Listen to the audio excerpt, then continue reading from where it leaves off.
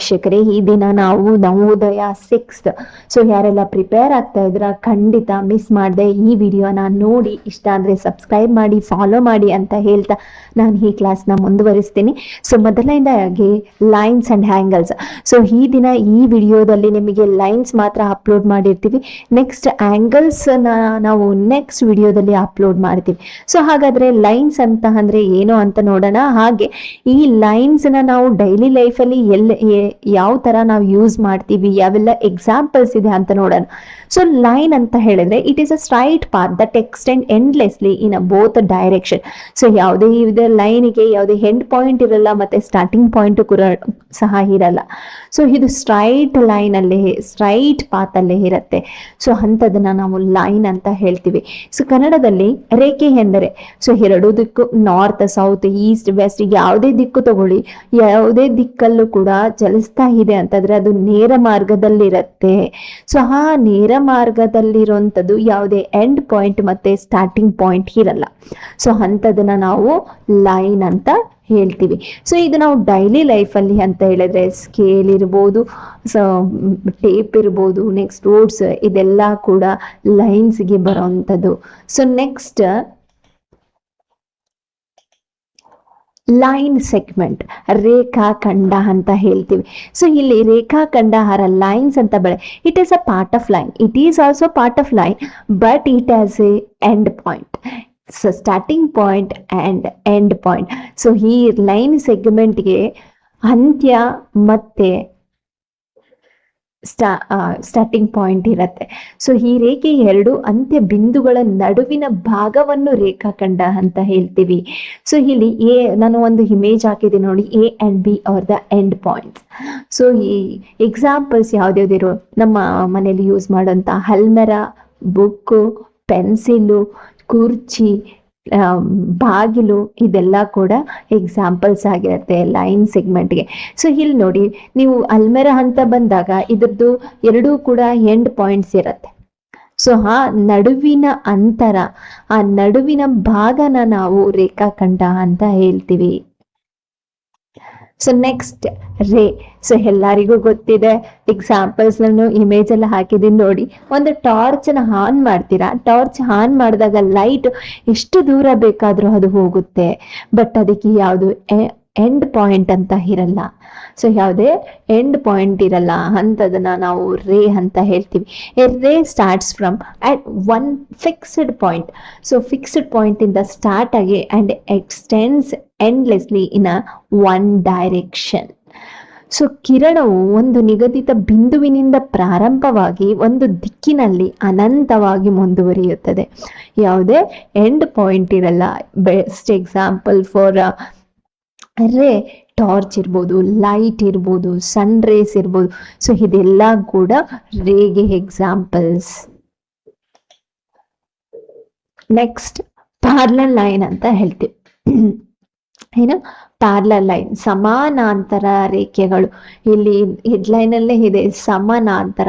Parallel ಅಂದ್ರೆ two equal lines that never meet are called parallel lines. So ಎರಡೂ line ಯಾವುದೇ ಕಾರಣಕ್ಕೂ ಯಾವುದೇ ಟೈಮಲ್ಲಿ ಒಂದನ್ನೊಂದು ಇಂಟರ್ಸೆಕ್ಟ್ ಆಗಲ್ಲ, ಮೀಟ್ ಆಗಲ್ಲ. ಸೊ ಅಂಥ ಲೈನ್ಸ್ನ ನಾವು ಪ್ಯಾರಲಲ್ ಲೈನ್, ಸಮಾನಾಂತರ ರೇಖೆಗಳು ಅಂತ ಹೇಳ್ತೀವಿ.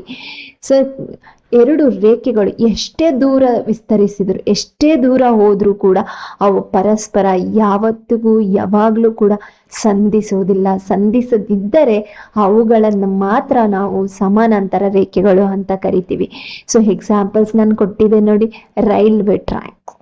ಯಾವುದು? Railway tax. So railway track ಯಾವತ್ತೂ ಕೂಡ ಹಳಿಗಳು ಒಂದಕ್ಕೊಂದು ಇಂಟರ್ಸೆಕ್ಟ್ ಆಗದೇ ಇಲ್ಲ. ಸೊ ಎರಡು ಕೂಡ ಸಮಾನಾಂತರ ಅಂತರದಲ್ಲಿರುತ್ತವೆ. ಸೊ ಅಂಥದನ್ನ ನಾವು ಪ್ಯಾರಲಲ್ ಲೈನ್ಸ್ ಆರ್ ಸಮಾನಾಂತರ ರೇಖೆಗಳು ಅಂತ ಹೇಳ್ತೀವಿ. ನೆಕ್ಸ್ಟ್ ಇಂಟರ್ಸೆಕ್ಟಿಂಗ್ ಲೈನ್ಸ್, ಛೇದಿಸುವ ರೇಖೆಗಳು.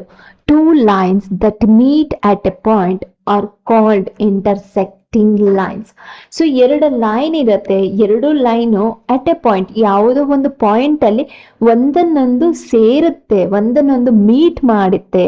ಸೊ ಅಂಥದನ್ನ ನಾವು ಇಂಟರ್ಸೆಕ್ಟಿಂಗ್ ಲೈನ್ಸ್ ಅಂತ ಹೇಳ್ತೀವಿ. ಒಂದು ಬಿಂದುವಿನಲ್ಲಿ ಸಂಧಿಸುವ ಎರಡು ರೇಖೆಗಳನ್ನು ಛೇದಿಸುವ ರೇಖೆ ಅಂತ ಹೇಳ್ತೀವಿ. ಸೊ ಈ ರೇಖೆಗಳಿಗೆ ಆ ಪಾಯಿಂಟ್ ಇರತ್ತಲ್ಲ, ಎಲ್ಲಿ ಎರಡು ರೇಖೆ ಮೀಟ್ ಆಗುತ್ತೋ ಆ ಪಾಯಿಂಟ್ ನಾವು ಪಾಯಿಂಟ್ ಆಫ್ ಇಂಟರ್ಸೆಕ್ಷನ್ ಅಂತ ಹೇಳ್ತೀವಿ, ಛೇದನಾ ಬಿಂದು ಅಂತ ಹೇಳ್ತೀವಿ. ಸೊ ನಾವು ಈ ಛೇದನಾ ಬಿಂದುನ ಯಾವಾಗ್ಲೂ ಕೂಡ ಓ ಅಂತ ಮೆನ್ಷನ್ ಮಾಡಿರ್ತೀವಿ. ನಾವು ಡೈಲಿ ಲೈಫ್ ಯೂಸ್ ಮಾಡೋದ್ರೆ ನಿಮ್ಗೆ ಎಲ್ಲಾರ್ಗು ಗೊತ್ತೇ ಇದೆ, ಕತ್ರಿ, ಸೀಸರ್. ಸೊ ಆ ಸೀಸರು ಕೂಡ example for intersecting lines are, ಛೇದಿಸುವ ರೇಖೆಗಳಿಗಿರುತ್ತೆ. ನೆಕ್ಸ್ಟ್ ಪರ್ಪೆಂಡಿಕ್ಯುಲರ್ ಲೈನ್ಸ್, ಲಂಬಕೋನದಲ್ಲಿ ಛೇದಿಸುವ ರೇಖೆಗಳು.